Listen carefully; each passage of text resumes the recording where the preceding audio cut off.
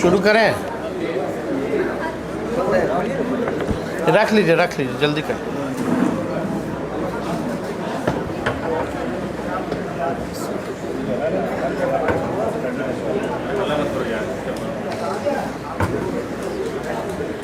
सभी हमारे पत्रकार बंधु, आप सब लोगों का प्रेस कॉन्फ्रेंस में स्वागत है। और आप सब लोग जान रहे हैं कि 2 दिन पहले जिस प्रकार से डेहरी में जो ईओ की जो पोस्टिंग हुई थी, उनकी हत्या जो है कर दी गई। और डेहरी नगर पालिका कार्यपालक अधिकारी विमल कुमार जी की जो हत्या की गई, परसों हम उनके परिजनों से भी हमारी मुलाकात हुई थी।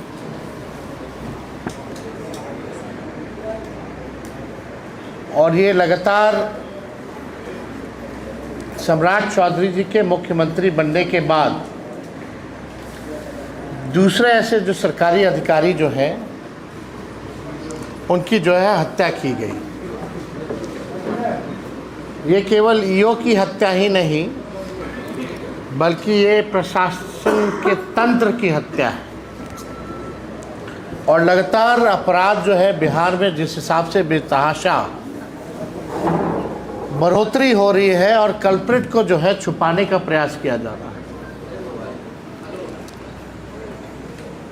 लगातार पुलिस इन्वेस्टिगेशन इस मामले में चालू है। हमारे डीजीपी साहब से भी बात हुई थी और हम लोगों ने ये भी कहा था कि निष्पक्ष जांच होना चाहिए और जो दोषी हैं उनको कड़ी से कड़ी जो है सज़ा मिलनी चाहिए।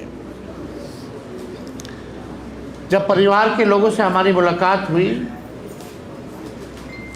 उनके 2 छोटे बच्चे हैं, एक धर्मपत्नी है, हम सब लोगों की संवेदना उनके साथ है। लेकिन जिस प्रकार से हत्या की गई और जो मुख्य हत्या का जो आरोपी है वो एनडीए लोजपा के डेहरी के विधायक सोनू सिंह हैं, और उनको जो है बचाने का हर एक प्रयास सरकार में बैठे लोग या पुलिस में बैठे लोग जो है कर रहे हैं। अब पुलिस इन्वेस्टिगेशन की अगर पूरी बात की जाए तो बिना पोस्टमार्टम रिपोर्ट आए हुए, बिना फॉरेंसिक रिपोर्ट आए हुए, आनन फानन में एक वीडियो देखते हैं आईजी साहब का, जिसमें वो ड्राइवर पर बोलते हैं कि ये हत्यारा है। लेकिन परिवार के लोगों का ये आरोप है कि ड्राइवर के साथ साथ कई लोग हैं इसमें इन्वॉल्व, और विधायक सोनू सिंह भी का भी इसमें बड़ा इन्वॉल्वमेंट है। जब हम वहाँ गए तो लोगों ने तस्वीर भी दिखाया डेड बॉडी का, और जिस हिसाब से पूरे बॉडी में जो इंजरी थी, ऐसा नहीं लग रहा था कि किसी एक व्यक्ति का किया हुआ है। ऐसा लग रहा था कि बड़ा वेल प्लान तरीके से जो है किया गया है। इसमें ड्राइवर ने कई बार जो है अपना बयान बदला है, एक बार नहीं, कई बार जो है बयान जो है बदला है। और हत्या इसलिए की गई, जो पुलिस मानती है कि ड्राइवर को छुट्टी नहीं मिली और काम का दबाव ज़्यादा था, इस कारण से हत्या जो है अंजाम दिया गया। ये तो अद्भुत है कि पहली बार हम लोग देखते हैं कि उस रेंज का आईजी साहब जो है वहाँ पहुँच जाते हैं और खुद ही एक ड्राइवर के कई बार बदलने के बाद एक बयान पे वो विश्वास करते हैं। पहले अपाचे का बयान था, 2 व्यक्ति आया, 1 व्यक्ति आया। रॉड से जो मारा, रॉड अभी तक नहीं मिला। इसमें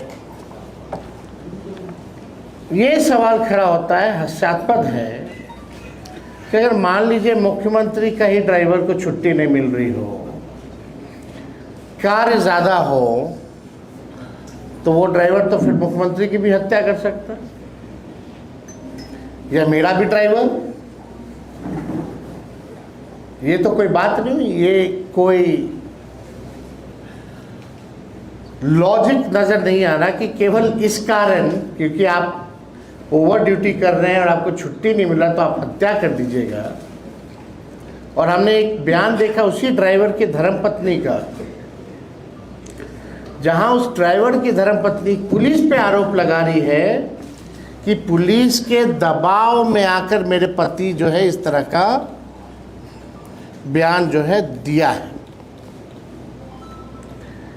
पत्नी कुछ कह रही है, पति कुछ कह रहे हैं। पति का तो कई बार जो है आप देखिएगा कि बयान बदला है। अब इसमें पहले ड्राइवर बयान देते हैं कि 2 अपाची बाइक से हमलावर आए, दूसरा बयान था कि 1 अपाची बाइक से एक हमलावर आया, तीसरा बयान में खुद ही कहते हैं कि हम ही जो है हत्या जो है किए हैं। लेकिन सवाल ये खड़ा होता है, जहां परिवार के लोग जब सवाल उठा रहे हैं कि इसमें लगातार जो विधायक सोनू सिंह जो थे वो फ़ोन करके 50 लाख 25 लाख हमेशा हर दिन रंगदारी मांगा करते थे, उनको बुलाते थे, मुलाकात भी करते थे, और विधायक ने जो है साजिश रच के जो है हत्या करवाने का काम किया। इस एंगल से पुलिस क्यों नहीं देख रही है? जब भी कोई इन्वेस्टिगेशन होता है तो सार्वजनिक तो करना ही नहीं चाहिए। और पुलिस का एक एसओपी है जब इन्वेस्टिगेशन का, उसमें हर एंगल जो है तलाशा जाता है। तो अभी तक जब परिवार के लोग जिनके 2-2 छोटे बच्चे हैं, बीवी का रो के हाल बुरा हो गया है, अपना पति खो दिया, कोई अपना भाई खो दिया, कोई अपना पिता खो दिया, उनके लगे हुए आरोपों पर पुलिस क्यों नहीं ध्यान दे रही है? क्या उस एंगल से पुलिस जो है जांच कर रही है कि नहीं कर रही है, ये देखने वाली बात है। और इंटरेस्टिंग बात यह है कि जो उस रेंज के जो आईजी साहब हैं, उनका सोनू सिंह जी के साथ संबंध अच्छा है, क्योंकि उनकी रुचि उन आईजी साहब की राजनीति में ज़्यादा है। उनका अपना फोरम भी उन्होंने बना रखा है, और वो बिहार के बाहर भी मीटिंग करते हैं, बिहार की बात करते हैं, बिहार के अंदर भी जो भी बात करना हो करते हैं। फोरम अपना एक मंच जो है वो चलाते हैं, और कई एक कार्यक्रम में सोनू सिंह उनके साथ जो है उठते बैठते रहे हैं। और कुछ लोगों का तो ये भी कहना है वहाँ के लोगों का कि सोनू सिंह ही इनके कार्यक्रम में भी फंड करते हैं। अब ये तो जांच इन्वेस्टिगेशन का मामला है कि पुलिस जो है इस विषय पे क्या जांच कर रही है। और जो आईजी साहब हैं वो ऑलरेडी डिप्टी सीएम के रिश्तेदार भी हैं, ये किसी से छुपा नहीं है। क्या मुख्यमंत्री और 2 उप मुख्यमंत्री हैं, क्या उनके कहने पे एनडीए के जो विधायक हैं सोनू सिंह, क्या उनको जो है बचाने का काम किया जा रहा है? मुख्यमंत्री के पास समय नहीं था। एक दिन पहले आशुतोष राणा का कार्यक्रम तमाशा देखने के लिए गए थे, लेकिन पीड़ित परिवार से मिलने के लिए 5-5 घंटा 7-7 घंटा सीएम हाउस पूरा परिवार बाहर खड़ा रहा, और जो कि सरकारी अधिकारी हैं उनसे मुलाकात मुख्यमंत्री की नहीं हो पाई। और उनके साथ कई सरकारी अधिकारी थे। जब मुख्यमंत्री सरकारी अधिकारी और उनके परिवार से नहीं मिल सकते हैं और ड्रामा देखने के लिए वो वहाँ गए थे, उनके लिए समय है ड्रामा देखने के लिए, लेकिन पीड़ितों से मिलने का समय नहीं है। सवाल ये खड़ा होता है कि जब बिहार का सरकारी अधिकारी सुरक्षित नहीं है, 150 दिन के अंदर लगातार जो है 2 बड़े अधिकारियों की हत्या हो जाती है और प्रशासन जो है मौन है, चुप है, सीएम पता नहीं किसको पताल में ढूंढने की बात करते हैं, किसको एनकाउंटर कराने की बात करते हैं, केवल सेलेक्टेड। अब सवाल ये खड़ा होता है, क्या मुख्यमंत्री इस विधायक का एनकाउंटर कराएंगे कि नहीं कराएंगे?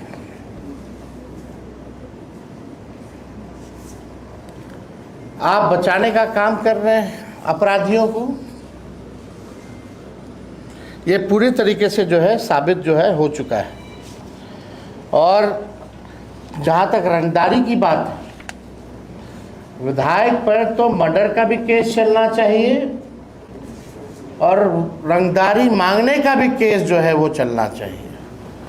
लेकिन अब तक देख लीजिए, ये एनडीए की सरकार, सम्राट चौधरी जी की सरकार, एक मुकदमा अपने चहेते विधायक पर या नेम्ड एफआईआर अब तक जो है इन लोगों ने नहीं किया। इसमें तो कोर्ट को भी सू मोटो ध्यान में रखते हुए लेना चाहिए, ताकि ये बार बार हत्या हो रही है अधिकारियों की और सभी अधिकारी डरे हुए हैं, सहमे हुए हैं। सम्राट चौधरी जी के सरकार का यही फॉर्मूला है, चढ़ावा चढ़ाइए या पोस्टिंग पाइए। चढ़ावा चढ़ाइएगा तो आपको मलाईदार जगह मिलेगा, चढ़ावा नहीं चढ़ाइएगा तो आपको जो है, उनके विधायक तो हत्या ही कर देते हैं, समझ जाइए।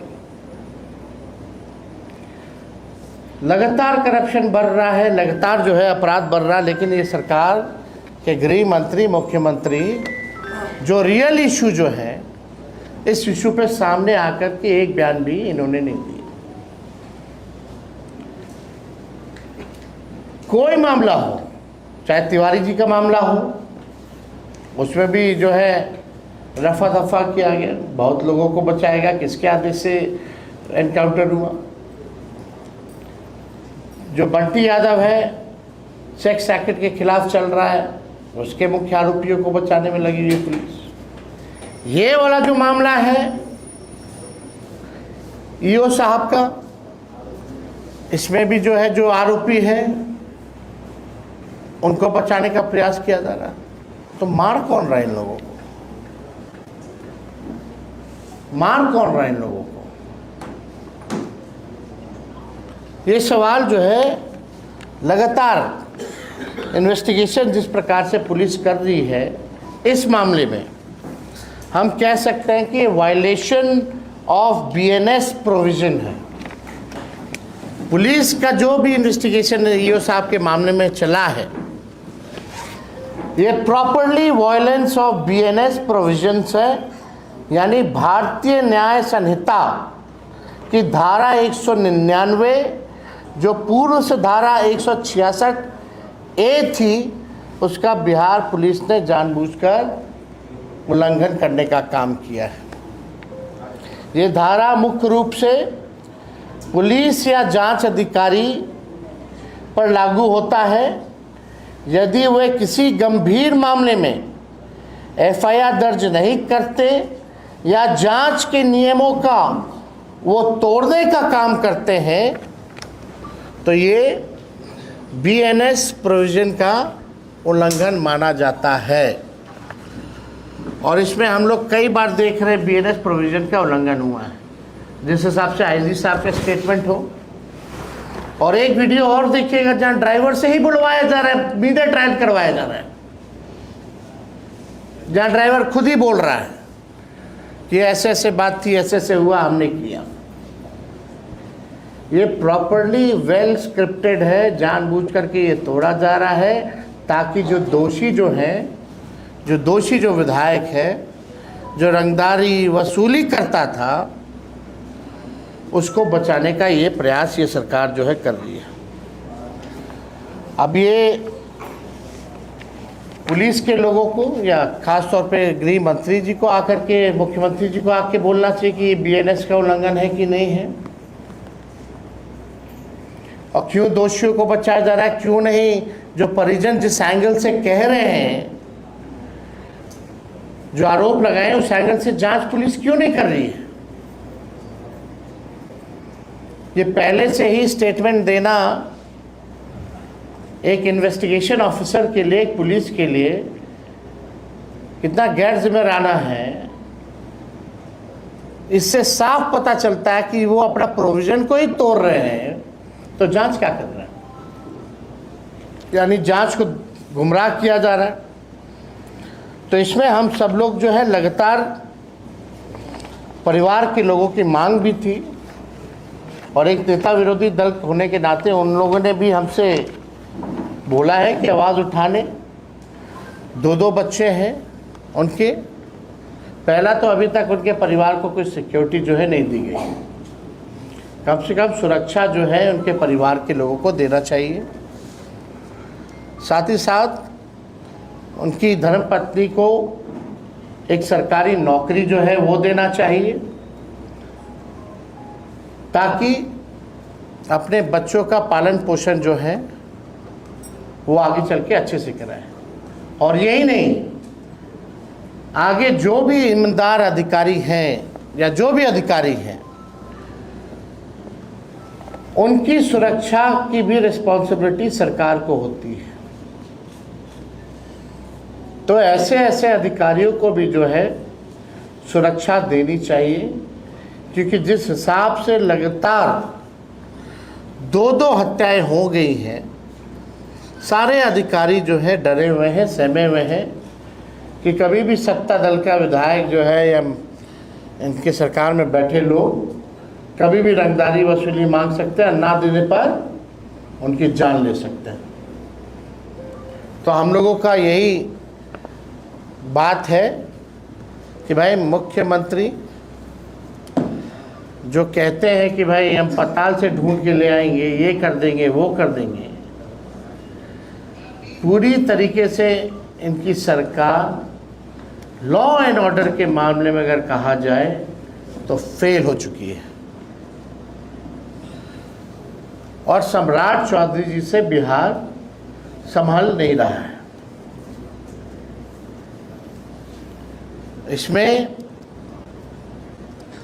अभी भी मौका है कि भाई आप ही के सरकार के अधिकारी हैं, उनके परिवार को बुला करके मिल लीजिए, उनकी जो समस्याएं हैं उसको दूर कीजिए। जिनकी हत्या हुई है, जो ईओ साहब, उनकी धर्मपत्नी से मिलने में उनको क्या तकलीफ है, वो पूरी बात बताएंगी।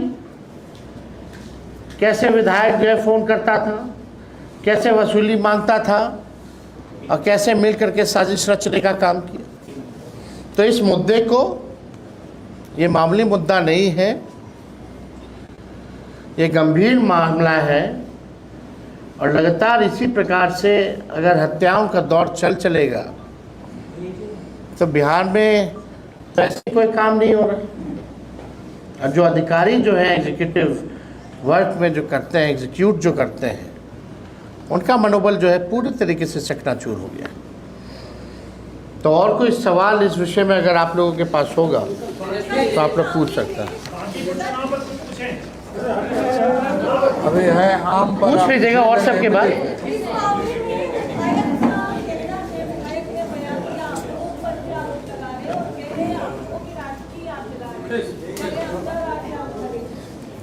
देखिए, हमने तो आरोप नहीं लगाया है, ये तो उनकी धर्मपत्नी ने आरोप लगाया है ना। वो तो हम तो उनकी बात को रख रहे हैं ताकि उस एंगल से भी जांच होनी चाहिए। इतना ही में अगर तेजस्वी का नाम आता तो जांच होता, नेम्ड एफआईआर होता कि नहीं होता? ज़रूर होता। फर्क ये है कि हम विपक्ष में हैं, वो सत्ता में है। या हमारे किसी विधायकों का नाम अगर आता तो सबसे पहले एफआईआर होता और जेल में होता। और नाम लेने वाले तो हम नहीं हैं। और ये तो पहले से भी प्रमाणित है, आप सब लोगों ने भी देखा कि उस विधायक ने विधानसभा में भी विमल जो ईओ थे उनको लेकर के सवाल खड़े किए थे, दबाव बनाने का, प्रेशर बनाने का। तो वो वीडियो तो आपने देखा ही है, और कई तस्वीरें भी आईजी साहब के साथ आपने देखी होंगी उनकी। तो ये फेयर इन्वेस्टिगेशन तो हमको नहीं लगता। आपने प्रेस कॉन्फ्रेंस तो बुला दिया है, लेकिन विपक्ष होने के नाते क्या मुख्यमंत्री से मिलेंगे, शिकायत करेंगे, सड़क पर उतरेंगे, आगे कहां तक लड़ाई लड़ेंगे? भाई हम लोग लड़ाई लड़ेंगे, हम लोग आवाज़ उठा रहे हैं, पीड़ितों से मिलकर के आ रहे हैं, और लगातार हमने कई मुद्दों पर मुख्यमंत्री को चिट्ठी भी लिखा, लेकिन मुख्यमंत्री को जवाब देना सही नहीं लगता। मुलाकात करेंगे भाई, मुलाकात क्या करना, बात तुम तक पहुंच ही रही है ना, वो तो जान ही रहे ना मामला क्या है, वो तो विधायक को बचाने में लगे हुए हैं। सड़क पर उतरना होगा तो हम उतरेंगे। उनकी पत्नी का कहना है, आज सुबह जब बात हुई, कि क्लर्क का नौकरी का ऑफर हमको दिया गया है और हम जीआरएफ है, तो सरकार एक सम्मानजनक नौकरी कम से कम हमको दे। अब हम तो वही बात कह रहे हैं कि जिससे उनकी आर्थिक स्थिति सुधरी रहे, वो अपने बच्चों का भविष्य बेहतर बना सके, कम से कम ऐसी नौकरी मिलनी चाहिए। बिहार छोड़ने की भी बात वो कह रहे थे कि बिहार हम छोड़ देंगे, बैंगलोर चले जाएंगे। सब लोग तो छोड़ ही रहे हैं, कौन बचा कौन। चुनाव में जो करारी हार मिली राजद को, जमानत जब्त हो गया, क्या कहेंगे? देखिए, जनादेश का जो भी मैंडेट जो है उसको हम लोग जो है स्वीकार करते हैं, लेकिन ये जनता का आक्रोश बीजेपी के सरकार पर था, मुख्यमंत्री पर था और उनके गलत नीतियों पर था। लगातार सुन लीजिए ना, लगातार बीजेपी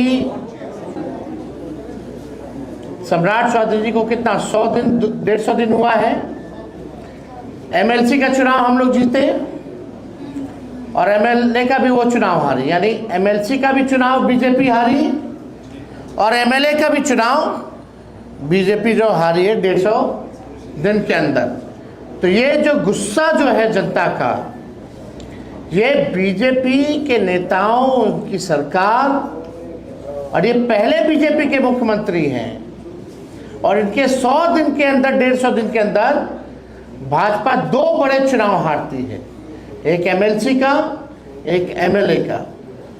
तो इसमें सम्राट चौधरी जी पूरी तरीके से फेल हो चुके हैं। लोगों का विश्वास उन पर, बीजेपी सरकार पर नहीं है। हम आप ही से पूछते हैं कि 150 दिन में सम्राट चौधरी जी का एक काम आप गिना दीजिए, जो एक काम उन्होंने किया हो। आप भी नहीं गिना सकते एक काम। केवल वो पुराने स्मार्ट सिटी का ही है भाई, नाम बदल देना, रंग पोछ देना, पेंट कर देना, नामकरण कर देना, वो नहीं।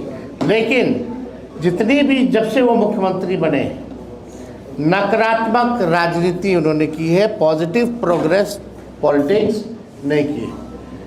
केवल उगुल जुलूल बोलना, बड़बोलापन,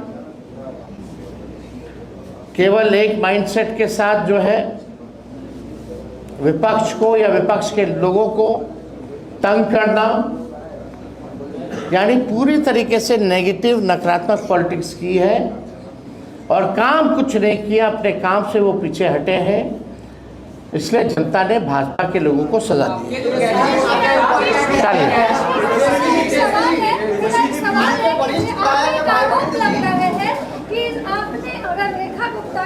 अरे भाई, आप अभी इस मामले में आइए, चलिए आप जो बोलना था बोलिए। चलिए एक मिनट, क्या एक मिनट भाई,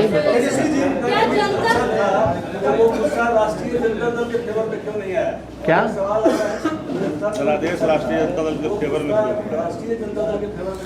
जल्दी आएगा, चिंता मत कीजिए। चलिए।